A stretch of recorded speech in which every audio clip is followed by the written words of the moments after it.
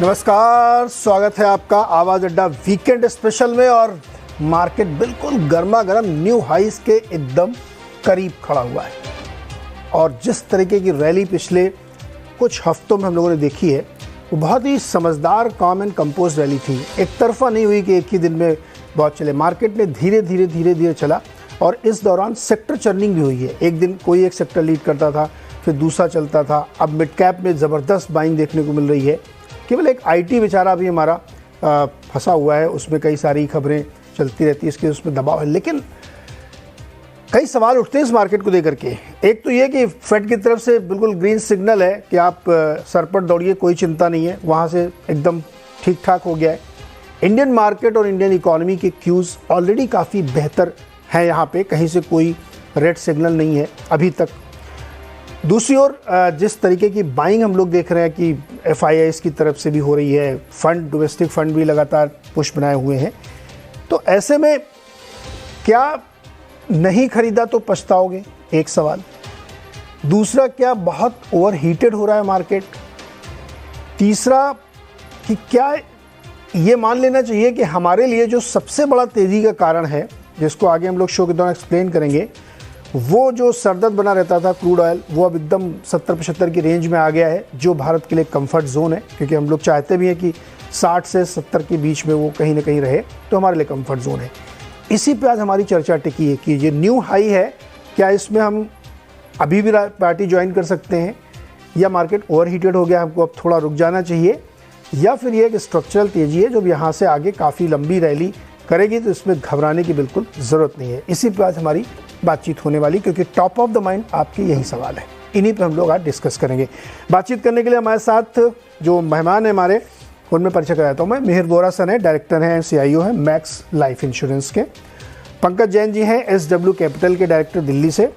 और अनुराग सिंह जी हैं एनसिट कैपिटल के मैनेजिंग पार्टनर अमेरिका से। तो हर बार कुछ ना कुछ ऐसा कांड होता रहता है कि कांड मतलब पॉजिटिव में लीजिएगा, जो अमेरिका से होता है। इस बार बहुत सही कांड हुआ है जिसने हमें बहुत ग्रीन सिग्नल दिया है। मिहिर सर, क्या ये मान लिया जाए कि अभी जिसे ने पार्टिसिपेट नहीं किया तो पछताएगा मार्केट में? देखिए, मार्केट में पछताना तो हमेशा ही होता है, लेने के बाद भी और बेचने के बाद भी। तो इसमें खुश, परमानेंटली खुश वो ही रहता है जो लॉन्ग टर्म इन्वेस्टेड रहे मार्केट में और फ्लक्चुएशंस को राइड करके लॉन्ग टर्म में गेन करें। वरना ये Fed tightening, RBI tightening, Fed loosening, RBI loosening, inflation, war वगैरह के सिनारियोस तो कहीं ना कुछ तो होता ही रहता है ग्लोबली और लोकली। बट हमने ये देखा है कि इंडिया जैसी इकोनॉमी जो लॉन्ग टर्म 6 से 8% का ग्रोथ ट्रेजेक्टरी लेके चले, तो नॉमिनल टर्म्स में 11-12-13% लार्ज कैप्स में, और शायद अगर थोड़ा और स्टॉक पिकिंग कर ले मिड कैप और स्मॉल कैप में, तो 13-15% हम kind of returns long term में देखे हैं। तो I think the long investor, the patient investor के लिए कोई प्रॉब्लम नहीं है। And at any point in time हमने देखा है कि जब भी इन्वेस्टर जो एंट्री लेता है, ऑफ कोर्स उसका मायने पड़ता है कि आपने कौन से लेवल पे इन्वेस्ट किया, बट आई थिंक ज्यादा जरूरी है कि आपने कितने टाइम के लिए इन्वेस्ट किया। एंड एज दे से, time in the market is more important then timing the market. Okay, कितनी देर तक आप मार्केट में रुके रहते हैं जिससे कि आप वो एक खराब दिन और वो एक अच्छा दिन मिस ना करें, वो दोनों आपके रेंज में होने चाहिए। लेकिन मिहिर सर, हमने देखा कि इस रैली में रोटेशन भी हुआ है, काफ़ी अलग अलग सेक्टर्स में तेज़ी बनी। अब वो रैली लार्जली मिड कैप की तरफ आ गई है, जहाँ पे अब मिड कैप में एक बड़ी तेज़ी बनती है। तो इसको कैसे अप्रोच किया जाए, कैसे आप इसको समझते हैं? कई लोग कहते हैं कि जब मिड कैप में रैली शिफ्ट हो जाए तो थोड़ा कान खड़े हो जाने चाहिए आपके। नहीं, देखिए, मिड कैप्स ने अंडर परफॉर्म भी किया था, तो ऐसी बात नहीं है। लेकिन मैं इसको मिड कैप स्मॉल कैप के जरिए क्लासिफाई करने के फेवर में नहीं हूं। मैं एक कहूंगा कि किस तरह के स्टॉक्स मूव कर रहे हैं वो इंपॉर्टेंट है। तो जब last year and early this year जब हम देख रहे थे कि फेड का रवैया काफी टाइट रहा, अभी भी टाइट है, आरबीआई का भी जो रवैया इन्फ्लेशन की वजह से काफी टाइट है, तो इंटरेस्ट रेट्स बढ़ रहे थे। तो ये सिनारियो में हमने देखा कि जो वैल्यू स्टॉक्स थे, वैल्यू काइंड ऑफ स्ट्रेटेजीज थी, वो ज्यादा बेटर परफॉर्म करी। अब हम देख रहे हैं कि जो पीक ऑफ द टाइटनिंग या peak of the hawkishness, peak of interest rate rise, वो शायद हमने पीछे छोड़ दिया है, और अब इन्फ्लेशन कंट्रोल में आ रही है, और इंटरेस्ट रेट्स हाइक जो होंगे वो इतने शार्प नहीं होंगे आगे बढ़ते हुए। तो मेरे ख्याल से हमने जो लास्ट 3-4 हफ्ते में मूवमेंट देखी है, वो growth style coming back to focus in the market globally as well as locally, ये ट्रेंड देखा है। तो और हमने देखा है कि टिपिकली जो छोटी कंपनी होती है, मिड कैप्स होती है, स्मॉल कैप होती है, वो टिपिकली जब इकोनॉमी बेटर करती है तो ज्यादा फास्ट ग्रो करती है। हमने ये भी देखा कि लास्ट ईयर जो कैश बर्निंग कंपनीज थी, न्यू एज कंपनीज थी, जैसे कि know the internet companies, consumer facing जो कंपनीज थी, जिनके आईपीओज 21-22 में आए थे, वो काफी अंडर परफॉर्म करी थी, क्योंकि ये ग्रोथ स्टॉक्स हैं। और 50-60-70% की हमने कटौती देखी थी इनके प्राइसेस में। अब हम देख रहे हैं कि अगेन जैसे ग्रोथ इन्वेस्टिंग वापस आ रही है, तो even these new age companies are also performing. तो मेरे ख्याल से मिड कैप स्मॉल कैप की तरह देखने से बावजूद बगैर हम देखें कि growth stocks versus value stocks में क्या चल रहा है। परफेक्ट। एक और सवाल आपसे छोटा सा, उसके बाद मैं वहीं से क्यों लेके अनुराज के पास जाऊंगा। फेड ने किया क्या, मतलब उसने क्या मैसेज देने खुशी, कंफ्यूज किया उसने, कोई प्रेशर था उसके ऊपर, या उसने कहा कि अच्छा अभी छोड़ देते, एक बार जुलाई में बढ़ाएंगे। मतलब रोकने के बाद आप जब ये कह रहे हैं कि अभी 2 हाइक और हो सकती है, हमारे 18 आउट ऑफ 18 मेंबर्स ये चाहते थे कि हाइक हमें करनी चाहिए, और कट तो भूल ही जाइए आप 2023 में, फिर आप रुक गए, इसका क्या मतलब क्या था इसका? मीर सर आपसे पहले। ओह सॉरी, देखिए इसमें ये हो रहा है कि फेड को ऐसा लग रहा है कि उनका रवैया काफी कड़ा है, और वो इन्फ्लेशन और एम्प्लॉयमेंट डेटा अगर देखें, एम्प्लॉयमेंट की स्ट्रेंथ देखें, वो अभी भी यूएस में काफी स्ट्रांग है। तो मेरे ख्याल से फेड के लिए कोई चारा नहीं है कि वो एक जो हॉकिशनेस बनाए रखे, द हार्ड स्टांस बनाए रखे, कि उनकी जो क्रेडिबिलिटी है वो स्टेक पे है। लेकिन बीच में जैन फेब मार्च में ये हो गया कि जो रीजनल बैंक्स थी, उनमें इतने सारे प्रॉब्लम आ गए कि जो बैलेंस शीट श्रिंकिंग का जो प्रोजेक्ट शुरू किया था क्वांटिटेटिव टाइटनिंग से फेडरल रिजर्व ने, वो उन्हें छोड़ना पड़ा। और 2-3 हफ्ते में हमने देखा कि अगेन बहुत सारी लिक्विडिटी उनको देनी पड़ी है रीजनल बैंक्स के प्रॉब्लम को सॉल्व करने के लिए। तो मेरे ख्याल से ये जो एक बीच में फेज था, वो उससे लिक्विडिटी वापस थोड़ी ईज हो गई थी। अगेन इन्फ्लेशन का जो कोर इन्फ्लेशन है खास करके, वो अभी भी काफी हाई है यूएस में, और हम देख रहे हैं कि एम्प्लॉयमेंट डेटा भी ठीक आ रहा है, जो थोड़े से जो इंडिकेटर से नरम हो रहे हैं, लेकिन ओवरऑल अभी भी यूएस इकोनॉमी काफी स्ट्रांग है। तो मेरे ख्याल से फेड के लिए कोई चारा नहीं है कि नेक्स्ट जो मीटिंग है उसमें एक और हाइक आएगा, और शायद उसके बाद भी एक और हाइक आएगा, और उसके बाद मेरे ख्याल से यूएस इकोनॉमी स्लो डाउन जब दिखेगी तब वो पॉज करेंगे। अनुराग जी, फेड ने क्या किया है? ये मार्केट को तो ऐसा लग रहा है कि उसको उसने सिग्नल ले लिया कि अब सब खत्म, मामला सेटल, ऐसा कर दिया है क्या? हाँ तो नीरज जी, इसके बारे में मैंने लोगों का व्यू भी लिया और चर्चा की, और कुछ हद तक देखिए 2 कैंप्स तो हैं ही, लेकिन एक चीज जरूर समझ में आई नीरज, अगर हम उसको सोचें तो उनके पास में ऑप्शंस क्या थे नीरज। एक तो ये था कि वो चलते चले जाएं बहुत एग्रेसिवली कि यार आई डोंट केयर और मैं तो रेट बढ़ाता रहूंगा। उससे खतरा ये है, जैसा मीर सर ने अभी बताया, कि देखिए एक बैंक्स में क्राइसिस आ गया तो उनको अल्टीमेटली सपोर्ट देना पड़ा, राइट। चाहे उन्होंने स्टैंस मेंटेन किया कि देखिए ये वाटर टाइट है, बैंक को हम लिक्विडिटी देंगे, लेकिन ये इन्फ्लेशन फाइट अलग से चल रही है, but he realise the back side of it कि अगर ये ज्यादा क्राइसिस ऑन द स्ट्रीट्स आ जाता है तो they might have to stimulate the economy back again, जो कि पूरा अंडू कर देगा जो मेहनत उन्होंने अब तक की है। तो ये इकोनॉमी, अब वो वॉल्कर और रेगन वाला अंडरस्टैंडिंग इस समय नहीं है, और उस समय तो मार्केट 7-8 साल से इन्फ्लेशन से फ्रस्ट्रेट हो गया था, अभी वो सिचुएशन नहीं आई है। तो आई थिंक उनका नजरिया नीरज फिर वही रहा है कि let it put it on a slow burn. ये आई थिंक ये जिक्र हमने पिछले साल भी किया कि वो कुछ इस तरफ बढ़ रहे हैं कि उसको स्लो बर्न पे डाल दें।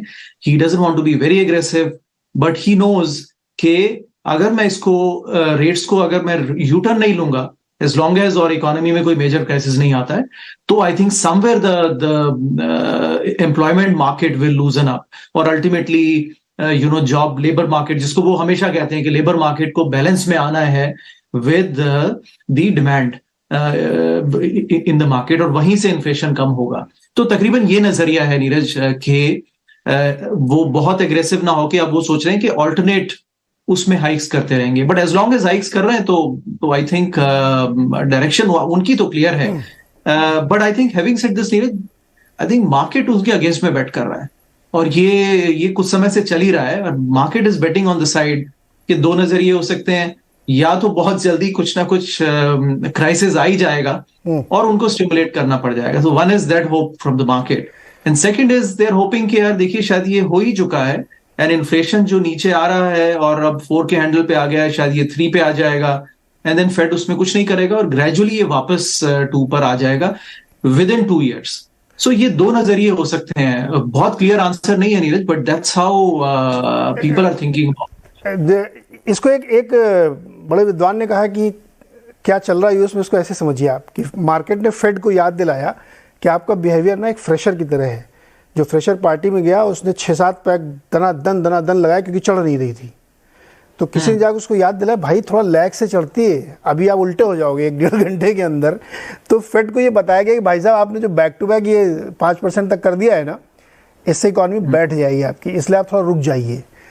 तो अब इसमें कौन सही है मुझे नहीं पता। मार्केट सही है कि हाँ अब मैंने इनको बता दिया कि अब रुक जाना सही है, आपके फेवर में है क्योंकि इकॉनमी को ठीक भी करना है, या फेड को ऐसा लगता है कि हमने अपना कोर्स करेक्शन कर लिया, एक गलती मुझसे जो हुई थी वो हमने एक पॉज देके ठीक किया। क्या हुआ इसमें, क्या हुआ है दोनों में? आप किस साइड में, मार्केट साइड में या फेड की तरफ है? नहीं, तो नीरज देखिए, इसको कहते हैं ना कि ये फ्रॉम द आउटसाइड बहुत आसान है हमें कहना, but if you be on that chair you know के और तरह के कौन से काउंटर बैलेंसेस उनको देखने हैं। तो देखिए अल्टीमेटली एक डेमोक्रेटिक कंट्री है, तो you can't have non elected people running the show entirely, right. ये लोगों ने वो कोविड टाइम पे भी एक आई थिंक एक अब तो वो लॉबी बहुत स्ट्रांग हो गई है, उन्होंने उठाया कि कैसे ये 3-4 डॉक्टर्स मिलकर के डिसाइड करते हैं कि कब लॉकडाउन होगा और कब चलेगा, right. It's a democratic country, और आई थिंक इस समय मैं श्योर कर सकता हूं कि यूएस में अगर कुछ ऐसा हुआ तो दोबारा ये नहीं होगा। तो ऐसे ही नीरज यहाँ पर भी वही बात आती है कि you can't have blood on the streets. अगर अनएम्प्लॉयमेंट बहुत ज्यादा बढ़ जाए, क्राइसिस आ जाए, तो उनको कट करना ही पड़ेगा। तो आई थिंक उन्होंने डिसाइड किया है कलेक्टिवली। देखिए 17-18 लोग मिलकर डिसाइड करते हैं और 12 तो डिसीजन मीटिंग में बैठते ही हैं, और उसमें हर तरह के अपॉइंटीज हैं। तो कलेक्टिवली डिसाइड ये किया होगा कि स्लो चलते हैं लेकिन फर्म रहते हैं, राइट। तो slow and firm I think is a better way to describe के, और वो स्लो एंड फर्म में चीजें देखिए धीरे धीरे करेक्ट हो रही है Neeraj. I think I would say कि वो अपना गोल अचीव कर रहे हैं। अब जैसा उन्होंने कहा उनके वर्ड्स में कि कंडीशंस आ गई हैं इकोनॉमी के सॉफ्टवेयर होने की, लेकिन अभी वो प्रोसेस जारी है, तो उसमें 2 साल लगेंगे। प्रोजेक्शंस तो उनके कोई मतलब है नहीं, वो तो खुद ही उन्होंने कह दिया इस बार के देखिए हमारे प्रोजेक्शंस को ज्यादा सीरियसली मत लीजिए, हमें भी नहीं पता है। और वो आप देख सकते हैं 1 साल पहले के प्रोजेक्शन देखिए तो बिल्कुल हेवायर है। कॉन्ट्रडिक्शन भी था ना, उन्होंने अपने ही टारगेट्स को अपग्रेड भी कर लिया, तो इससे और कंफ्यूजन फैला कि वो अपने लिए कोर इन्फ्लेशन का टारगेट ऊपर कर रहे हैं, अपने लिए जीडीपी का टारगेट ऊपर कर रहे हैं, फिर आप कह रहे हैं नहीं बहुत हीटेड इकोनॉमी भी है, मुझे को रेट भी बढ़ाने हैं, तो वो थोड़ा सा इस बार थोड़ा सा कंफ्यूज दिखे मुझे। लेकिन पंकज जी, भारतीय बाजार भी अमेरिकी बाजारों की तरह ही है, यहाँ भी हम एकदम ग्रीन सिग्नल मान के चल रहे हैं और रफ्तार से बढ़े जा रहे हैं। यहाँ पे एक थोड़ा सा चेंज है, हमारे लिए क्रूड एक बहुत ही महत्वपूर्ण चीज़ है, मार्केट के लिए, इकोनॉमी के लिए, डेली लाइफ के लिए, हर चीज़ के लिए, और वो ऐसा लगता है कि 70-75 के बीच में सेटल हो गया है फिलहाल के लिए, क्योंकि इतनी प्रोडक्शन कट के बावजूद वो हिल नहीं रहा है। वो उसको मैं डिटेल में एक्सप्लेन करूंगा कि वो क्यों नहीं हिल रहा हुआ, लेकिन ये एक बहुत ही बड़ा मतलब ट्रिगर है भारतीय बाजारों को आगे ले जाने के लिए। तो क्या हमने भी ये मान लिया है कि ग्रीन सिग्नल है, अब कोई चिंता नहीं है, अमेरिका से भी कोई चिंता नहीं और हमें आगे बढ़ते रहना है? पंकज जी। नीरज जी नमस्कार। देखो नीरज जी, एक तो like we being brokers and investment guiding community, हम इस थ्योरम पे बिलीव करते हैं कि most of the time market is correct, and market इस टाइम अगर हम इंडियन मार्केट पे नजरिया देखें तो ज्यादातर अगर हम टिक्स देखें या बॉक्सेस देखें तो टिक हो रहे हैं। और अगले 3-4 महीने को मार्केट को ऐसा लग रहा है कि काफी क्लियर विजन हैगा। सिर्फ एक ही उसके अंदर एक प्रश्न चिन्ह है कि क्या जो मॉनसून की रेनफॉल है जो अभी तक थोड़ी सी कम रही है, कि आने वाले वक्त में शायद उसमें कोई प्रश्न चिन्ह ना लग जाए। अपार्ट फ्रॉम दैट मेरे को लगता है कि विजन काफी क्लियर है। और यूएस फेड का तो मुझे बहुत क्लियरली शायद जो हमारे कलीग्स ने जवाब दिया, I think they are almost at the point. यहां पर डोमेस्टिकली हम जरूर मान के चल रहे हैं कि we have almost reach the U turn for the interest rate, जबकि आरबीआई गवर्नर कह रहे हैं कि just a pause, it is not a pivot. But शायद मार्केट ये मान के चल रही है कि we are almost close to U turn. वो यू टर्न 2 महीने बाद हो, 4 महीने बाद हो, 5 महीने बाद हो, दैट इज बीन सीन। अगर मानसून अच्छी रहती है तो हो सकता है वो जल्दी भी हो सकता है। उसके अलावा आप देखें जिस तरह के समीकरण मार्केट को दिख रहे हैं, अगर आप नई एक्सपेंशन की बात करें, नए प्लांट्स की बात करें, प्राइवेट सेक्टर से अब दोबारा डिमांड उभर के आ रही है, नए प्लांट्स की बात कर रहे हैं, एक्सपेंशन की बात कर रहे हैं। पब्लिक सेक्टर तो पहले भी कर रही थी, बट पब्लिक सेक्टर इस टाइम थोड़ा धीमा है, बट प्राइवेट सेक्टर बात कर रहा है। उसके अलावा जिस तरह की लिक्विडिटी फ्लो हो रही है, चाहे वो डोमेस्टिक लिक्विडिटी हो, फॉरेन लिक्विडिटी हो, that is flowing in abundance. And जो चाइना +1 फैक्टर हैगा, जो क्रूड आपने एक फैक्टर बताया, और अगर हम पॉलिटिकली भी देखें तो अगले 3-4 महीने तक कोई ऐसे मेजर इलेक्शंस नहीं है, तो पॉलिटिकली भी सीन काफी क्लियर है। और इसके अलावा मैं नहीं बोलना चाहिए क्योंकि अगले साल फर्स्ट हाफ में he will be running into general elections, तो गवर्नमेंट सारे ऐसे कदम उठाएगी कि जहां पर और ज्यादा पैसा इकोनॉमी को पहुंचे, चाहे वो इंफ्रास्ट्रक्चर के क्षेत्र में हो, हाईवे के क्षेत्र में हो, किसी भी क्षेत्र में हो। सो आई थिंक समीकरण काफी पॉजिटिव है। हो सकता है हम सोमवार को एक सब कुछ ठीक रहा तो सोमवार को एक नया हाई निफ्टी देखने को मिल जाए। And I think there is much more healthy life beyond that. आप कार्यक्रम के शुरू में हमारे कलीग से पूछ रहे थे कि क्या is it too late to enter, क्या मैं करेक्शन की वेट करूं। मेरे को ऐसा लगता है कि मार्केट में it's never too late to enter. Definitely ये कहावत है कि शायद थोड़े दिन पहले बहुत अच्छा वक्त था मार्केट में एंटर करने के लिए, बट अगर आप उस टाइम एंटर नहीं कर पाए तो टुडे और tomorrow is the best time you can enter. So I think that is what the strategy should be. इसमें सिर्फ एक चीज मैं एस्ट के साथ कहना चाहूंगा, what we have observed and what we have been guiding to our investors and clients, कि जो एक रैली देखने को मिली है, जो एक अच्छा पैसा जो इसमें बना है या आने वाले वक्त में बनता दिख रहा है, that is not in the top 50, जो एक बिल्कुल लार्ज कैप टॉप 50 दिग्गज काउंटर माने जाते हैं, शायद उसमें इतनी रैली नहीं आई है। 50 टू जो 300 होते हैं, तो आई डोंट से जो मिड कैप या लार्जर मिड कैप है, क्वालिटी मिड कैप्स है with good corporate governance and with sectors which are performing, उसमें बड़ी ट्रिमेंडस रैली देखने को मिली है। इन स्पाइट ऑफ कि हम देख रहे हैं कि टेक्नोलॉजी में people have not made money, but technology में भी अगर नीरज जी आप थोड़ा सा नीचे देखेंगे, गुड मिड कैप्स, टॉप के 10 स्टॉक छोड़ दीजिए, उसके नीचे जो आप बेस्ट 20 मिड कैप देखिए, उनमें बड़ी अच्छी रैली देखने को मिली है। So I think the key lies in staying with top quality mid caps, staying with sectors which are performing and staying with the market. And मेरे को लगता है कि ये नहीं कि मार्केट अब बहुत ज्यादा महंगी हो चुकी है, अभी भी मेरे को लगता है यहां से market once we topple this 18,888 on Nifty, जो कि पुराना हाई है, मेरे को लगता है वहां से मार्केट एक अच्छा मोमेंटम देखने को मिल सकता है। Next 500 to 800 points of Nifty with some kind of upwards could be faster than expected. Mir sir, ये आईटी इंडस्ट्री के लिए कोई रेड सिग्नल है क्या?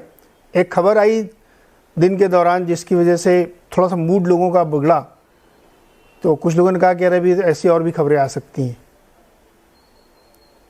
देखिए, आईटी पे तो हमने जैसे भी पहले भी डिस्कस किया है, हमारा व्यू अंडरवेट नेगेटिव है।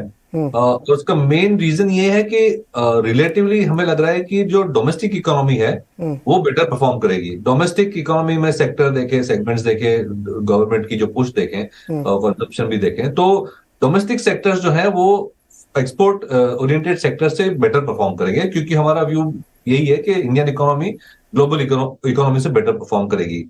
और दूसरा बड़ा ये कारण है कि आईटी ने जो एक स्टेरॉइड्स पे ग्रोथ देखा था कोविड के टाइम पे, फाइनेंशियल ईयर 22-23 में, वो एक एक्स्ट्राऑर्डिनरी ग्रोथ था, जहां पे आईटी कंपनीज ने यूएस कंपनीज ने बहुत ज्यादा आईटी के ऊपर स्पेंडिंग किया to beef up the online presence, because online shopping हो रही थी कोविड के टाइम पे, एक्सपीरियंस बेटर करना था, ट्रांजैक्शंस बढ़ रहे थे, एंड प्लस वीडियो कॉन्फ्रेंसिंग वगैरह के लिए भी काफी रिसोर्सेज करने पड़े थे। वर्क फ्रॉम होम के लिए भी इंफ्रास्ट्रक्चर बनाना पड़ा था। तो 2 साल काफी टर्बोचार्ज रहे थे आईटी सेक्टर के लिए। अगर हम ट्रेंड ग्रोथ देखें तो वो हाई सिंगल डिजिट, लो डबल डिजिट के लॉन्ग टर्म ग्रोथ जो आईटी ने दिखाया था फ्रॉम FY14 ऑनवर्ड्स, वो मेरे ख्याल से बहुत नॉर्मल ग्रोथ है। रही बात वैल्यूएशंस की, आईटी सेक्टर अभी भी अपने प्री कोविड वैल्यूएशन से काफी ज्यादा वैल्यूएशन पे है। और मुझे लगता है कि जिस तरह से हम एक्सपेक्ट कर रहे हैं कि यूएस इकोनॉमी में रिसेशन शायद ना आए, लेकिन स्लो डाउन तो जरूर आएगा। तो कॉर्पोरेट स्पेंडिंग पे भी हम देख रहे हैं कि कंजर्वेटिवनेस ऑलरेडी दिख रही है। सबसे बड़ा मैं इंडिकेटर देखता हूं आईटी में, एक ही नंबर देखना चाहिए हमें कि कंपनीज हायरिंग क्वार्टरली बेसिस पे कितना कर रही हैं। तो लास्ट 2 क्वार्टर से हम देख रहे हैं कि कंपनीज हायरिंग बहुत ज्यादा नहीं कर रही हैं। उसका मतलब यह है कि उन्हें विजिबिलिटी नेक्स्ट 2-3 क्वार्टर के ग्रोथ की नहीं है।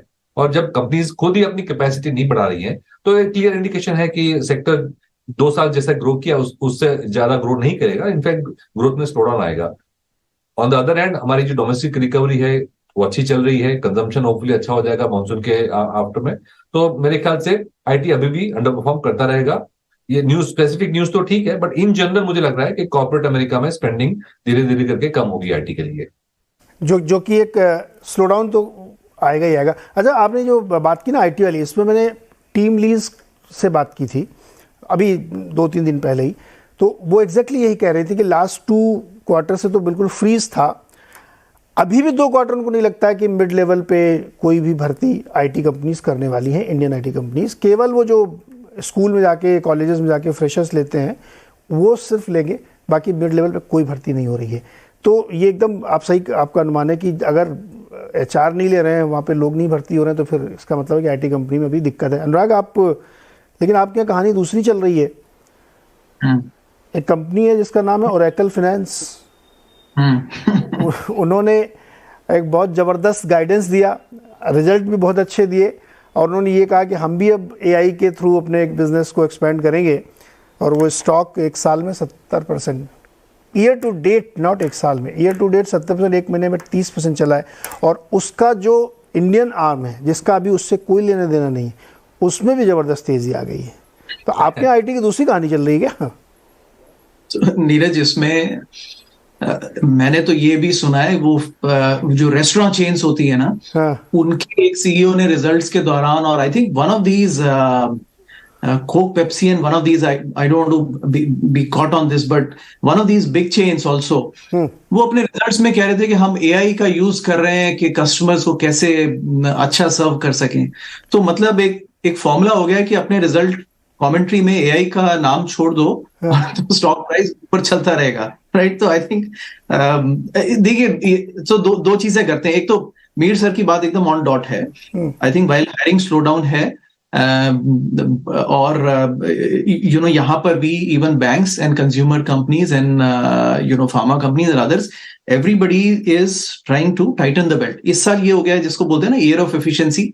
फेसबुक ने आके पहली बार कहा ईयर ऑफ एफिशिएंसी। हर कोई वो एफिशिएंसी के अपनी बेल्ट टाइट कर रहा है। तो हायरिंग पर स्लो डाउन है, और आप तकरीबन देख सकते हैं कि बहुत सारे यंग बच्चों के CVs आते हैं कि एब्जॉर्प्शन नहीं हो रहा है, तो which is clearly visible Neeraj ji market में। बट एक चीज है जो कि अनप्रेडिक्टेबल है, which is now link to जो US में हो रहा है, विच इज के इंडियन आईटी के लिए ये सडनली एक राइट टाइम पे एक बूम आ सकता है।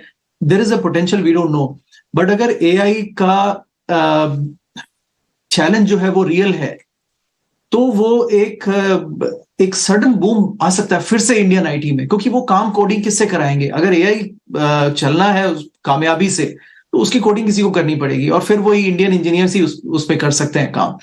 तो इनिशियली फॉर फर्स्ट 5, अगर ये मुझे नहीं लगता वैसे उसमें इस समय कोई दम है। आई थिंक हम फंडामेंटल से 3, 4, 7, 8 साल आगे भाग रहे हैं। So this might fizzle out even in US, and then we will start back again. But जब ये स्टार्ट होगा नीरज वापस, तो उसकी कोडिंग फिर से वापस इंडियन आईटी कंपनीज को आएगी, और वो फिर 3-4 साल का बहुत अच्छा बुल फेस चलेगा। उसके बाद अल्टीमेटली इवेंचुअली वो मैन पावर को वापस हिट करना शुरू होगा फॉर इंडियन आईटी कंपनीज। तो ये नजरिया है। लेकिन अभी नीरज मैं मानता हूं कि AI का hype it is over hype Neeraj. अब देखिए, सिर्फ ये 10 स्टॉक्स ने मिलकर के S&P एंड NASDAQ को कहां पे पहुंचा दिया। We are just barely below, about 10% below the all time highs, right. तो बाकी रेस्ट ऑफ द मार्केट अगर आप देखें, कोई भी सेक्टर है, सब पीछे हैं नीरज, दिस नोबडी एल्स, और ये लार्जली जो है अनपार्टिसिपेटेड है। अनुराग, मुझे पता नहीं कि एआई का नाम, मतलब आर्टिफिशियल इंटेलिजेंस रियल है, ये रैली रियल है, ये artificial, I don't know, but नाम लगने से पंख लग जाता है, ये तो स्टॉक मार्केट में दिख रहा है। एक मैं आप छोटी सी बात बताता हूँ, हैप्पीएस्ट माइंड एक कंपनी इंडिया में, कोई रिकमेंडेशन नहीं है, कोई व्यू नहीं है इस पर, खाली मैं उदाहरण इसलिए बता रहा हूँ क्योंकि स्टोरी पढ़ी मैंने। उन्होंने कहा है कि वो एआई बेस्ड काम करने के लिए 1300 लोगों की भर्ती करने वाले हैं, 1300, और वो ऑलरेडी AWS के लिए काम करते हैं, अमेजॉन के लिए। वो खबर बहुत ही प्रोमिनेंटली, मैंने उसको दिलचस्पी से पड़ी, मैंने रिक्वेस्ट भी डाली कि मैं उनसे बातचीत करना चाहता हूँ, क्योंकि पहली इंडियन कंपनी जो इस तरह खुल के आ रही है कि हम करेंगे। अभी एक माइक्रोसॉफ्ट और HCL टेक का भी टाई अप हुआ है। पंकज जी, जैसे आप ही लोग हम लोगों को बताते हैं कि अगले 6 महीने मार्केट देख लेता है क्या होने वाला है, तो IT अभी देख नहीं पा रहा क्या अगले 6 महीने?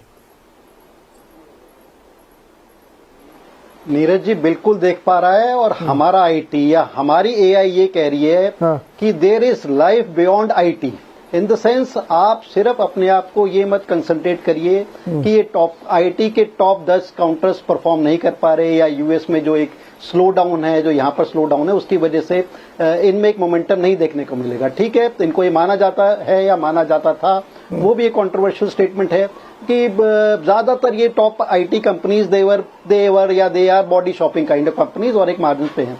तो ठीक है, अगर हम उनको एक बार साइड में भी रख दें, जो मार्केट की AI कह रही है कि इस टाइम कुछ एक अलग सेक्टर्स चल रहे हैं, there are stocks which are performing extremely well and they have reason behind them, it's not just कि उसके अंदर पैसा जा रहा है, मोमेंटम जा रहा है। अगर आप देखें से समथिंग लाइक हॉस्पिटल्स, अभी कल या एक दिन पहले JP मॉर्गन की रिपोर्ट आई, I think, but that report was too late. हम इसको 1 महीने से भांप रहे थे, we had been telling people that all these hospital stocks have been doing extremely well, इनके ग्रोथ पैटर्न्स अच्छे आ रहे हैं, मैनेजमेंट कमेंट्री बड़ी अच्छी आ रही है, ऑक्यूपेंसी लेवल्स अच्छे आ रहे हैं, मार्जिन्स अच्छे आ रहे हैं, and post covid I think they have been doing extremely well. जो एक लल आया था immediately after covid, but I think again they have been doing well.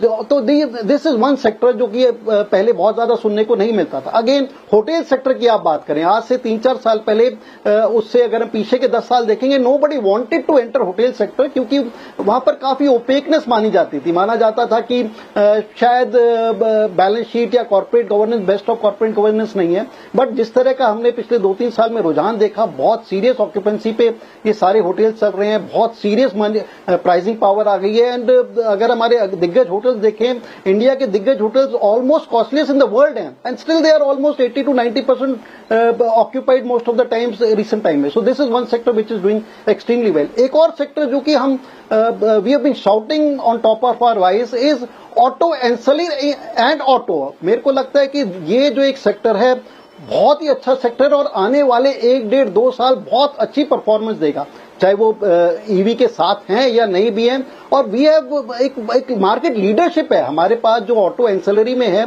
Market leadership है, बहुत अच्छे मैनेजमेंट्स हैं, and they have been able to match to the best of technology in the world, और best of technology अपने यहाँ input लाने को भी तैयार है। तो और जिस तरह का बूम हम ऑटो में देख रहे हैं, जिस तरह का वेटिंग पीरियड देख रहे हैं, मेटल्स के प्राइसेस नीचे आ गए हैं, दोबारा से एक जो बोलते हो रॉ मटेरियल कॉस्ट नीचे आ गई है, बट सेलिंग प्राइस इनकी नीचे नहीं आई है। तो आई थिंक बड़ा एक अच्छे पीरियड से ऑटो इंडस्ट्री घूम रही है, और हमारा ये मानना है कि OEM में ना जाके अगर हम इनके मिड कैप ऑटो एंसिलरी में जाए, जो टॉप एंसिलरी वाले हैं, वो ज्यादा अच्छा परफॉर्म कर रहे हैं और वो ज्यादा अच्छा रिटर्न है। This is another sector which is doing well.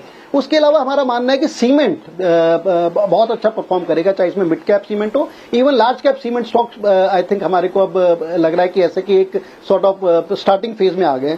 So these are 5-6 sectors जो हमारे को लग रहा है कि अच्छे सेक्टर्स हैं। We need not marry ourselves only to the technology sector. और पिछले 4-5 दिन में कुछ ऐसे ग्रीन शूट्स मोमेंटम के देखने को मिले हैं फार्मा स्टॉक्स में। इवन मेरे को लगता है कि आने वाले 2-3 महीने जो फार्मा एक बिल्कुल लगाड हो गया था, बिल्कुल out of favour and flavour हो गया था, मेरे को लगता है कि इसमें भी जो अच्छे स्टॉक्स है, we could see propelling run. So I think we have to choose the right sectors, right stocks, और पैसा मार्केट में अभी भी बहुत है बनने को।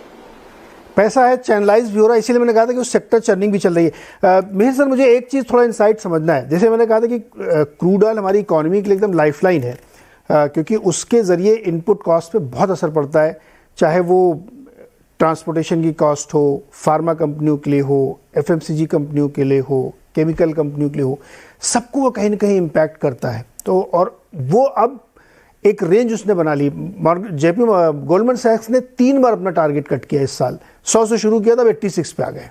ईयर एंड तक उनको लगता है कि 86 से ऊपर नहीं जाएगा। और इंटरेस्टिंग ये है कि ओपेक ने 2 बार कट किया है। सऊदी अरेबिया ने आउट ऑफ द बॉक्स जाके उसने और 1 मिलियन बैरल कट कर दिया है।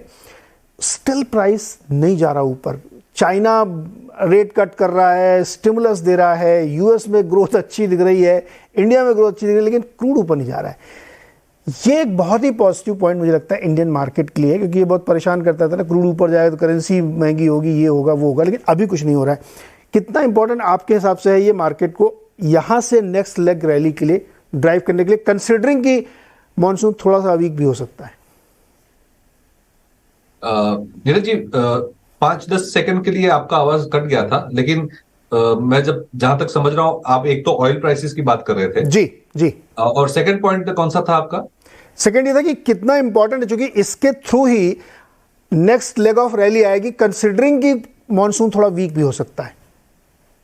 तो देखिए, ऑयल प्राइसेस नीचे जाना on a stand alone basis तो इंडिया के लिए बहुत ही बेनिफिशियल है, बहुत ही फायदे कारक है, क्योंकि जैसे आपने कहा उसमें हमारी trade deficit, fiscal deficit, currency, inflation, interest rate, सब में अच्छा बेनिफिट मिलता है हमें, और क्योंकि ये हमारी सबसे बड़ी इंपोर्ट आइटम है।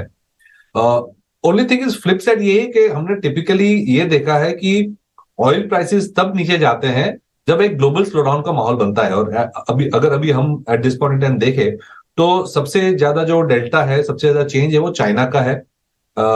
ईयर 2023 जब शुरू हुआ था तो चाइना ने सडनली अपना जो कोविड का लॉकडाउन था सडनली ओपन अप कर दिया और इकोनॉमी को 1-2 वीक में कंप्लीटली ओपन अप किया, जो एक्सपेक्टेशन से बहुत ज्यादा पहले ओपन अप कर लिया था। तब ऐसा माहौल बन रहा था कि जो चाइनीज मार्केट ने अंडर परफॉर्म की थी, उसकी वजह से ग्लोबल मार्केट को जो ड्रैग मिला था वो शायद एक पॉजिटिव न्यूज था कि चाइना अब ग्रो करेगा और कोविड से निकलने से वर्ल्ड ग्रोथ चाइना के जरिए एक्सेलरेट होगी। लेकिन उसके बाद हमने लास्ट 2-3 महीने में देखा है कि चाइना में जिस तरह की ओपनिंग की वजह से एक्टिविटी होनी चाहिए थी वो नहीं हो रही है, और यही सबसे बड़ा फैक्टर है कि ऑयल प्राइसेस नीचे हैं, क्योंकि चाइना सबसे बड़ा कंज्यूमर है ऑयल का और वहां ग्रोथ जितनी हो सके उतनी आई नहीं थी। दूसरा एक बहुत बड़ा फैक्टर था कि यूक्रेन रशिया वॉर की वजह से जो डिसरप्शंस आए थे स्टार्टिंग में, वो भी लास्ट ईयर में, वो भी अब तो इतने नहीं रहे। सप्लाई चेन्स काफी अच्छी तरह से रीरूट हो चुकी है, इंडिया के भी काफी सारी ऑयल आ रही है रशिया वगैरह से, तो वो जो सप्लाई की इश्यू थी वो भी सॉर्ट हो गई है। तो एक स्लो डाउन और सप्लाई इश्यू सॉर्ट होने से मेरे ख्याल से ऑयल नीचे आया है। लेकिन अगर ऐसा ही माहौल रहा कि ग्लोबल स्लो डाउन की वजह से ऑयल नीचे है तो ये एक मिक्स्ड ब्लेसिंग होगा हमारे लिए। लेकिन ओवरऑल मैं तो कहूंगा ऑयल नीचे रहे बेटर है, क्योंकि एज ऑफ नाउ हमारी डोमेस्टिक इकोनॉमी अच्छा ग्रो कर रही है, और ऑयल प्राइसेस नीचे रहेंगे तो डोमेस्टिक इकोनॉमी एक्सेलरेट होती रहेगी। रही बात मॉनसून की, ये साल अभी लग रहा है कि शायद एल नीनो की इफेक्ट आ सकती है। अभी फिंगर्स क्रॉस रखेंगे, 1-2 महीने में पता चल जाएगा आउटकम क्या है। लेकिन अगर एल नीनो से हम निकल के एक नॉर्मल रूरल डिमांड की ओर जाएंगे तो मेरे ख्याल से एक डोमेस्टिक इकोनॉमी जो अच्छी कर रही है उसको एक और एक्सेलरेशन का लेग मिल जाएगा। ओके, ये क्रूड और एल नीनो का है, इसी पे हम थोड़ी सी और बातचीत करना चाहेंगे, लेकिन मुझे एक छोटा सा ब्रेक लेना है कि अगर मान लीजिए एल नीनो थोड़ा सा मतलब ठीक ठाक इम्पैक्ट डालता है, जो ग्लोबली माना जाता है कि उसकी वजह से हमारी बारिश कम होगी, और अगर बारिश कम होगी तो कंजम्पशन पे इम्पैक्ट पड़ता है रूरल इंडिया में तमाम चीज़ों पे, और क्या फ्यूल की डिमांड पे इसका असर पड़ेगा? क्या ये एक रेड सिग्नल इंडियन इकोनॉमी के लिए हो सकता है, इंडियन मार्केट के लिए हो सकता है, स्पेशली हमारे यहाँ, और ख़ासतौर पे जो कमोडिटी इकोनॉमी ब्राज़ील है उसमें भी इसका इम्पैक्ट आता है एल नीनो का? इस पर बातचीत करेंगे छोटे से ब्रेक के बाद। आपका और हम चर्चा कर रहे हैं, आज मार्केट न्यू हाई पे खड़ा हुआ है, इंडिया का भी और यूएस के में भी वही स्थिति है, ग्लोबली है। एक चार्ट हमने देखा था जो 2 कंपैरिजन करता था डेटा का, एक 1966-67 का और एक 22-23 का। 1967 और 66 के बीच में S&P 20% गिरा था, तो टेक्निकली मान लेते हैं लोग 20% गया तो स्लो डाउन, मंदी जो भी बोलो आप उसको, बेयर मार्केट मान सकते हैं। वहाँ से उसने 38% की रैली की थी। उस चार्ट को जब हम डॉट प्लॉट करते हैं आज की तारीख में तो एग्जैक्टली वैसा ही चल रहा है। कि अक्टूबर 2022 से आज तक S&P 20% गिरा था, उसके बाद वहाँ से उसने रिकवरी 20%, क्या अब तो मेरे ख्याल 23-24% की रिकवरी हो चुकी है, और अभी भी वो 38% जाएगा तो S&P 500 जो US का है वो 5000 तक जा सकता है। इस तरीके की रिकवरी ग्लोबल मार्केट में सब जगह चल रही है। लेकिन क्या इसमें एक विलेन हमारे लिए है, इंडियन मार्केट स्पेसिफिकली बात करूं तो मॉनसून हो सकता है क्या, एल नीनो हो सकता है क्या? पंकज जी, आपका क्या राय है, आपकी क्या व्यू है? देखो नीरज जी, डेफिनेटली जिस तरह की वैल्यूएशन इस टाइम हमारी मार्केट्स की हैं, कुछ एक पॉकेट्स में थोड़ी स्ट्रेस जरूर लगती हैं। अब उसका one should be cautious, but इतना कॉशियस भी ना हो कि वो साइड लाइन्स में बैठ जाए, मार्केट में पार्टिसिपेट ना करे, या लगे कि मैं कहीं एक अच्छी करेक्शन आएगी उसके बाद मार्केट में अपना नया पैसा लगाऊंगा। आई think that should not happen. I think इतना मार्केट में तो रिस्क थोड़ा बहुत मेरे को लगता है कि लेना पड़ेगा। आई थिंक जो बाकी समीकरण है जो कि हमारे सामने है, विच वी कैन ट्रांसपेरेंटली सी, वो काफी पॉजिटिव है। और एक जो मॉनसून को लेके जो एक समीकरण है, ठीक है, अभी तक शायद बिल्कुल उत्तेजनाजनक नहीं हैगा, बट इसमें एक फैक्टर मैं ऐड करूंगा कि अगर जो मॉनसून का डेफिसिट 5 से 10% रहता है या छोटा डेफिसिट रहता है, तो आई थिंक उसके लिए कंट्री प्रिपेयर्ड है। जो हमारे पिछले 10-20 साल में इरिगेशन सिस्टम्स वगैरह बन गए हैं, वो आई थिंक उसके लिए कंट्री प्रिपेयर्ड है। उससे ज्यादा अगर डेफिशिएंसी रहती है तो डेफिनेटली जो एक रूरल इकोनॉमी है, रूरल ग्रोथ है, रूरल कंजम्पशन है, उससे रिलेटेड जो सेक्टर्स है उन पे इफेक्ट देखने को मिल सकता है। But I would still play a optimistic and positive mind game as of now.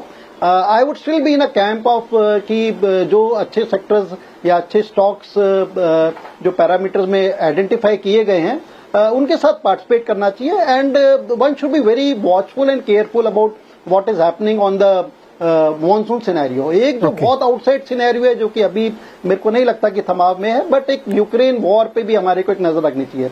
Apart from these two, मेरे को लगता है कि अगले 2-4 महीने मेरे को नहीं लगता ऐसा कोई बहुत ज्यादा नेगेटिव सिनेरियो मार्केट के लिए आ सकता है। अनुराग जी, आपके लिए क्या रेड सिग्नल है? अच्छा, ये जो आपने जियो पॉलिटिकल बात की, उसमें एक और जोड़ देता हूँ, ताइवान और चाइना के बीच जो तनातनी चल रही है उसको लेकर के यूएस काफ़ी कंसर्न है। लेकिन आपके हिसाब से क्या ज़्यादा प्रॉब्लमेटिक हो सकता है, क्योंकि मार्केट हीटेड तो है थोड़ा सा? नीरज, 2 बातें कहता हूँ। हाँ। एक तो एक देखिए, अभी चाइना का मूव हुआ ना, बहुत मुझे बड़ा पसंद आया, क्योंकि उन्होंने कुछ मार्केट से हटके कॉल लिया। वर्ल्ड एक तरफ जा रहा है, लेकिन चाइना ने बोला मेरी इकोनॉमी स्लो डाउन कर रही है, मुझे तो स्टिमुलस देना है, तो मैं रेट कट करूंगा। आई थिंक इंडिया के लिए भी अब टाइम आ गया है कि वो वर्ल्ड कंसेंसस को फॉलो ना करके थोड़ा डिफरेंटली बिहेव करे, क्योंकि एक तो हमारी नीड्स अलग हैं, जरूरतें अलग हैं, और हर चीज में हम directly can't copy the western model. तो मुझे बड़ा पसंद आएगा, और आरबीआई ने पहले भी सिग्नल दिए। देखिए, मार्केट्स तो already I can't say decouple, but independent जरूर हो गए हैं कि इतना स्ट्रॉन्ग डोमेस्टिक फ्लोज हैं that everybody has realized to their peril के मार्केट से निकल तो जाएंगे, लेकिन आप फिर वापस एंट्री मिल नहीं पाएगी और वो महंगे हो जाएंगे markets, right? So I think on the physical side, monetary side also, India अगर इंडिपेंडेंटली पॉलिसी ले तो बेहतर होगा, और आई थिंक लोगों को पसंद आया, आई थिंक करना भी चाहिए। तो I think just look at what the domestic economy needs. On this Neeraj, मुझे ये कंसेंसस बड़ा पसंद आता है, और मैं हमेशा कहता हूं कि आप अपने इन्वेस्टिंग स्टाइल को रखिए, because if you jump between 2 boats on different styles, वहां पर फिर ज्यादा नुकसान होता है। नीरज, मेरा डिस्कम्फर्ट तब तक था जब एंटायर मार्केट वाज सेइंग कि recession will come in 2022 second half, then 2023 first half. अभी बात हो रही थी अभी 23 सेकंड हाफ में आएगा, कुछ लोग कह रहे हैं 2024 में आ जाएगा। ऐसा कंसेंसस मेरे को बड़ा अपसेट करता है, because then I can't play, because it's a consensus. अब मैं बड़ा कंफर्टेबल हूं नीरज, बिकॉज अब मार्केट चल पड़ा है कि नहीं, अब शायद रिसेशन नहीं आएगा, सॉफ्ट लैंडिंग हो जाएगी। I like it. And then in this case, इनकी गोल्डमैन सैक्स का फोरकास्ट लें तो ये 150 तक चले गए थे, और अब ये 87 तक आ गए, and general consensus is that oil नहीं ऊपर जाएगा। For investor like me, I like this consensus, right? Because market फिर उसी समय आपको सरप्राइज कर सकता है, राइट? तो I think Neeraj, this decade is going to be a war for oil. मैं किताब पढ़ रहा हूं, और it's called the new map, and Daniel Yergin है, बड़े फेमस राइटर हैं, आई थिंक उन्होंने इसी पर, एनर्जी वॉर्स पर 3 किताबें लिखी हैं। तो अभी मैंने आधी पढ़ी है, तो कहीं मैंने गलत कंक्लूजन ना निकाल लिया होता। आई डोंट वांट टू से टू मच, बट मुझे लगता है कि ये डिकेड एनर्जी वॉर्स का रहेगा नीरज, और इतना आसान नहीं है इसको सेटल करना। अगल बगल में रखे तो किताब दिखाई ना उसका कवर। हाँ, ये है नीरज। हाँ, ये देखिए, द न्यू मैप। हाँ, सो नीरज अभी आ रही है, तो मैं कंक्लूजन गलत अच्छा, मैं इसमें काउंटर देता हूं आपको, इसमें काउंटर देता हूं आपको। आपने कहा कि कंसेंसस आपको बहुत अच्छा लगता है कि क्रूड में सब लोग मान रहे हैं, गोल्डमैन भी मान रहा है, मॉर्गन स्टैनली वो 80 से 87 से ऊपर नहीं आया। मैं आपको इसका काउंटर देता हूं। अगर सऊदी अरेबिया कट कर रहा है, रशिया कट कर रहा है, छोटे छोटे देश उसको फॉलो करते हैं, जो ओपेक प्लस फैसले लेता है, उसके बावजूद अगर प्राइस ऊपर नहीं जा रहा है, तो क्या रीज़न हो सकता है? एक रीज़न ये हो सकता है कि किसी ने उसका फिजिकल वेरिफिकेशन तो किया नहीं कि सऊदी अरब ने काटा कि नहीं काटा। किसी ने वेनेजुएला जाके देखा तो नहीं कि उसने कितनी सप्लाई बढ़ा दी, और किसी ने यह भी जाके नहीं देखा कि यूएस ने कितनी सप्लाई बढ़ाई है। इनविजिबल सप्लाई बहुत भयानक आ रही है, ये मैं आपको कह रहा हूँ। तेल का ऐलान हो रहा है कट का, कि प्रोडक्शन कट करेंगे, ये करेंगे, बट एक्चुअली शायद नहीं हो रहा है। अदरवाइज ये हो ही नहीं सकता कि आप 25 लाख बैरल तेल कट कर दें और प्राइस वहीं पे खड़ा रहे, इम्पॉसिबल है। इसलिए मुझे बहुत सीरियस डाउट है कि प्रोडक्शन कट की बातें सिर्फ हो रही हैं, ऐलान हो रहे हैं, लेकिन एक्चुअली हो नहीं रहा है। इराक की सप्लाई बढ़ा रहा होगा, रशिया ने तो, बल्कि कई खबरें भी आई कि उसने प्री कैप लेवल की सप्लाई बढ़ा रखी है। और इसलिए मुझे लगता है कि ये जो क्रूड पे जो लोग टारगेट नीचे कर रहे हैं ना बार बार, वो इसीलिए कर रहे हैं क्योंकि सप्लाई बढ़ी हुई है। हाँ, आपकी बात से मैं यहाँ पे सहमत हो सकता हूँ कि 3 महीने बाद जब ये रियलाइज होगा कि अब सस्टेन करना मुश्किल है सप्लाई, तब शायद वो झटका आएगा। लेकिन अभी मेरे को लगता है कि सप्लाई पे बहुत बड़ी एक केमिकल लोचा हो रहा है। ये सप्लाई का नंबर कोई जाके वेरीफाई करे कि बॉस आपने बोला था लेकिन कट किया क्या, नहीं किया। I doubt, seriously doubt. मेरे पास कोई प्रूफ नहीं है, लेकिन मेरे को डाउट लगता है इस पे। अनुराग नहीं, और इसको हम एकदम शॉर्ट, नीरज, अगर 6 महीने का देखेंगे तो फिर तो देखिए फोरकास्ट करना बड़ा मुश्किल है। बट अगर 3 साल का व्यू ले तो फिर एक व्यू बन सकता है। तो आई am very bullish for this entire decade for energy, क्योंकि ऑयल थोड़ा लोग जल्दबाजी कर रहे हैं कि पीक ऑयल हो चुका है। Peak oil in sense global peak consumption of oil, right. तो वो एक आएगा एक पॉइंट पे, but I think may be not in this decade, but let's see. अच्छा, एक चीज आपने कहा कि भारत को थोड़ा सा आउट ऑफ द बॉक्स सोचना चाहिए, तो मॉनेटरी साइड में क्या आप रेट कट की तरफदारी कर रहे हैं? बिल्कुल बिल्कुल। नीरज, मुझसे पूछा आपने? हाँ, आप ही से। हाँ, बिल्कुल नीरज, बिल्कुल। बिकॉज देखिए,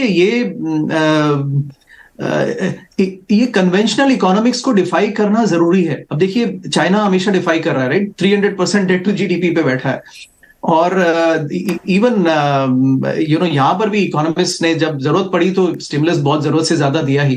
तो I think India should experiment on the sidelines. I understand अभी 2024 से पहले बहुत बड़ा खतरा लेना मुश्किल है, but I think it is time now that the government experiments a little bit, थोड़ा बहुत ऑन द मार्जिन्स के। यार देखिए, इट्स नॉट नेसेसरी कि हम पूरा वेस्ट का प्लेबुक कॉपी करें, बिकॉज एग्जैक्टली उस तरह से प्ले आउट नहीं होता है, और कई बार हम अपनी इकोनॉमी को हर्ट करते हैं by just copying the waste.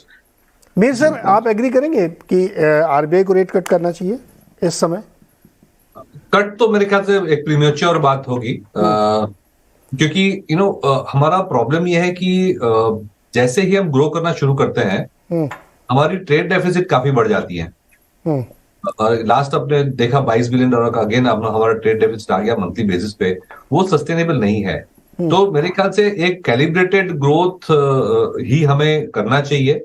Trade deficit के बहुत सारे कंपोनेंट्स हैं, कंजम्पशन एक बड़ा कंपोनेंट है, ऑयल एक बड़ा कंपोनेंट है, गोल्ड वगैरह है। लेकिन नेट हम देखें तो हमारे जो एक्सपोर्ट्स है वो अभी स्लो डाउन हो रहे हैं, इंपोर्ट स्लो डाउन नहीं हो रहे हैं, बिकॉज डोमेस्टिक इकोनॉमी अच्छा कर रही है। तो ऐसे सिचुएशन में एक रनअवे ग्रोथ वाली सिचुएशन हमें नहीं कर। ओके, थोड़ा सा दिक्कत आ गई शायद नेटवर्क में, लेकिन दोबारा जाएंगे जैसे ठीक हो जाएगा। पंकज जी, आप सहमत हैं? मैं इसमें एक काउंटर मेरा ये है कि अगर ग्रोथ आ रही है बढ़े हुए ब्याज दरों पे, तो आरबीआई काम और आसान हो जाता है। मीर जी की आ गया और वीडियो वापस। मीर जी कंटिन्यू करें प्लीज। हाँ जी, तो मैं ये कह रहा था कि आरबीआई का जो रवैया है वो बैलेंस्ड है। मेरी आवाज आ रही है? हाँ, बिल्कुल बिल्कुल। हाँ, आरबीआई का रवैया बैलेंस्ड है, क्योंकि हमारी जब इकोनॉमी ग्रो करती है डोमेस्टिक तो हमारी ट्रेड डेफिसिट भी बढ़ जाती है, जैसे मैं कह रहा था। और ये ट्रेड डेफिसिट की वजह ये है कि हम अभी भी मैन्युफैक्चरिंग कम करते हैं, इंपोर्ट ज्यादा करते हैं। ऑयल है, कंज्यूमर गुड्स हैं। तो मेरे ख्याल से आरबीआई कंट्रोल कर रही है कि ग्रोथ और इन्फ्लेशन की जो बैलेंस है, बहुत ज्यादा ग्रोथ भी होगी तो अगेन ट्रेड डेफिसिट बढ़ जाएगी, करेंसी वगैरह की इश्यू हो जाएगी। तो ये जो बैलेंस रवैया है आरबीआई का, नॉट वेरी हॉकिश और नॉट वेरी डविश ऑल्सो, वो मेरे ख्याल से ठीक लग रहा है। ओके, एक सवाल इस पे और उसके बाद में फिर मेहर जी से एक सेक्टर भी पूछूंगा मैं, कि बहुत सारे सेक्टर्स तो डिस्कशन हो चुके, कहाँ पे उनकी स्टडी चल रही। एक बड़ी विचित्र सी स्थिति है, जापान का मार्केट 30 साल के हाई पर, चाइना में रेट कट, अमेरिका में पॉज, इंडिया में पॉज, वहाँ स्लो डाउन की बातें हो रही हैं, कनाडा और न्यूजीलैंड रेट हाइक कर रहे हैं। ये हो क्या रहा है? ये किस तरह के हम वर्ल्ड में चल रहे हैं? अनुराग जी, क्या है ये कैसे इसको समझते हैं? कनाडा ने तो प्रीएम्प्ट कुछ, वो तो उन्होंने जल्दबाजी कर ली। और यूरोप ने भी सॉरी, किसने नीरज? यूरोपियन यूनियन ने भी। अच्छा, हाँ, यूरोपियन यूनियन भी आई थिंक नीरज बहुत ही स्लो चल रहा है कंपेयर टू उनका इन्फ्लेशन। कहाँ है वो 25-25 की गाड़ी चला रहे हैं। आई नो यूरोपियन यूनियन में उतना स्ट्रेंथ नहीं है नीरज, वो तो बहुत ही प्रिकैरियस बैठे हैं, क्योंकि उनको वो समझते हैं, तो वो प्रिटेंड कर रहे हैं कि वो फाइट कर रहे हैं इन्फ्लेशन से, बट कहाँ इन्फ्लेशन बैठा है और कहाँ वो 25 की गाड़ी चला रहे हैं। नहीं नीरज, आई थिंक अल्टीमेटली ये पॉइंट अब आ गया है कि कंसेंसस अब ब्रेक होगा and every country will have to decide on its own कि उसकी जरूरतें क्या है। मेरा कहने का, मैं देखिए मीर सर से बिल्कुल एग्री करता हूं उस बात में कि वो हमें हमारा वो ट्रेड डेफिसिट ही अल्टीमेटली डिसाइड करता है। पर वहां पर एक जो पॉलिटिकल लेंस भी आ जाता है ना, कि करेंसी थोड़ा डिप्रिशिएट भी होती है, उससे ट्रेड डेफिसिट भी बढ़ता है। But I think government wants to time it कि जब आईटी एक्सपोर्ट्स बढ़े तो उस समय उनके पास रूम ज्यादा रहेगा ये एक्सपेरिमेंटेशन करने का। इस समय शायद एग्जैक्टली नहीं है, बट मेरा कहने का मतलब था कि एटलीस्ट कॉपी करके एग्जैक्टली रेट्स को कैलिब्रेट ना करें वेस्ट के साथ में। Of course they will have to see के नियर टर्म में जरूरतें क्या हैं, and energy needs of course उसमें बिग टाइम डिक्टेट करेंगी Neeraj, how we are, because we are not ultimately Neeraj, एक चीज हमारे हिंदुस्तान में हमेशा रहेगी, we are not energy independent. अभी वो हमें इंपोर्ट करना पड़ता है, that becomes our biggest obstacle Neeraj, हर पॉलिसी। ओके मीर सर, आपने कहा कि इन्वेस्टिंग का कोई टाइम नहीं होता, और जब भी आप इन्वेस्ट करते हैं वो बेस्ट टाइम होता है, और बहुत सारे सेक्टर्स हम लोग डिस्कशन भी करें। आप लोग क्या इस समय स्टडी क्या कर रहे हैं? आप लोग क्या पढ़ाई लिखाई कर रहे हैं? कहाँ पे नज़र बनाए हुए हैं आप? मुझे पूछ रहे हैं? जी मीर सर, आपसे। तो एक तो वेरी क्लियरली, जैसे हमने स्टार्टिंग में डिस्कस किया, कि preference is for domestic economy, domestic sectors compare to global sectors. तो उसमें जो एक्सपोर्टिंग सेक्टर्स हैं, जैसे कि आईटी है, फार्मा है, वहां पे हम अंडरवेट हैं। और डोमेस्टिक सेक्टर्स हैं जैसे है banking, consumption, even to some extent automobile etcetera, वहां पे हम पॉजिटिव हैं। Manufacturing is again domestic theme, जहां पे हम लोकल मैन्युफैक्चरिंग की बात कर रहे हैं, पीएलआई स्कीम्स के रोल आउट की बात कर रहे हैं। रेलवेज में गवर्नमेंट की जो कैपेक्स हो रही है बहुत बढ़िया तरीके से हो रही है। डिफेंस की जो मैन्युफैक्चरिंग है वो भी अगेन एक डोमेस्टिक मैन्युफैक्चरिंग की थीम है। तो सब जगह देखें तो डोमेस्टिक सेक्टर्स, डोमेस्टिक मैन्युफैक्चरिंग में पॉजिटिव है हम, और उसी तरह से हम पोर्टफोलियो को पोजीशन कर रहे हैं, जैसे कि construction, capital goods companies, defence companies, some of the chemical exporters etcetera, वहां पे हम ज्यादा फोकस कर रहे हैं। ओके पंकज जी, आपको डिफेंस अच्छा लगता है कि आजकल तो बहुत हॉट है? देखिए ड्रोन की डील भी हुई है $2-3 बिलियन की, अब बातचीत चल रही कि वो जी वाले इंजन भी लिए जाएंगे। अच्छा लगता है आपको क्या है? पॉजिटिव व्यू है हमारा Neeraj ji. I think defence, ancillary to defence and railways, I think ये भी अगर हम इसको एक सबसेट बना दें, सब सेक्टर बना दें, मैं स्क्रिप्ट के नाम नहीं लूंगा, but I think this is one sector which is doing exceeding level, और मेरे को लगता है कि आने वाले वक्त में भी अभी और परफॉर्म कर सकता है। और just to repeat myself, जैसा मैंने कहा कि ऑटो और ऑटो एंसिलरी, आई थिंक ये एक ऐसा सेक्टर है, मेरे को लगता है कि in spite of smallish upheavals अगर कुछ देखने को भी मिलते हैं, ये sector medium to long term में अच्छा परफॉर्म करेगा। तो ये दो एक सेक्टर हैं जो हमारे को लगता है कि काफी अच्छा परफॉर्म करने चाहिए।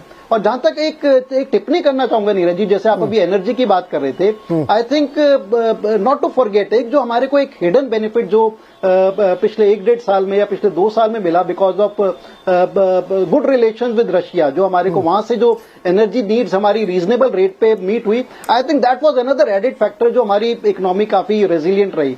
और वही एक नेगेटिव फैक्टर था। I was reading article some time back कि Europe for long time had been riding on cheap energy and gas from Russia, और जो कि अब बंद हो गई है, and that was the genesis of their problem. So तो जो एक यूरोप में और हमारे में जो डिफरेंस है, आई थिंक वो भी एक हिडन डिफरेंस हैगा जिसकी वजह से शायद हम थोड़े ज्यादा रेजिलेंट रहे, and countries like say maybe Canada and Europe had been facing problem. Okay Anurag, आपको कुछ सस्ता लगता है इंडिया में? हाँ, इंडिया में Neeraj technology IT companies, Neeraj देखिए इंडिया में कॉन्ट्रा कॉल है क्या आपकी?